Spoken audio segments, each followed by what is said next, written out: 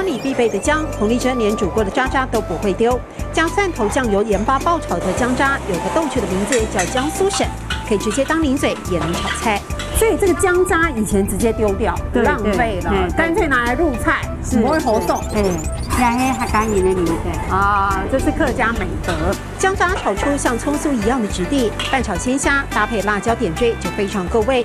不浪费是客家妈妈传统美好的特质。彭丽珍在姜麻园里，不止以姜为主题做出美味的料理，更把老姜母的价值用到极致。我会把它这个姜渣呢做饼干，或者做那个姜酥笋，或者做那个都可以。做姜米米那些。那汁呢？汁我们就做姜汁状来。哦，是。所以煮一锅又好到淋漓尽致那个。农家妇女也证明了自己的新价值。彭丽珍带领在田里工作的田妈妈们，2010年到日本参加 APEC 妇女领导人会议，分享创业经验。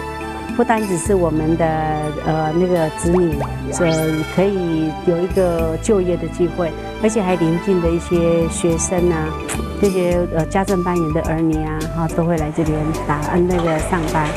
在家乡创造更多机会，当地人不想外流，孩子们也愿意留在身边。我想现在我的年轻人现在就陆续的在接承这些工作，我好像可以跳槽到另外一个领域，对。卖关子说还没付诸实行的事要保密。彭丽珍显然还在追求进步和成长，也让人期待。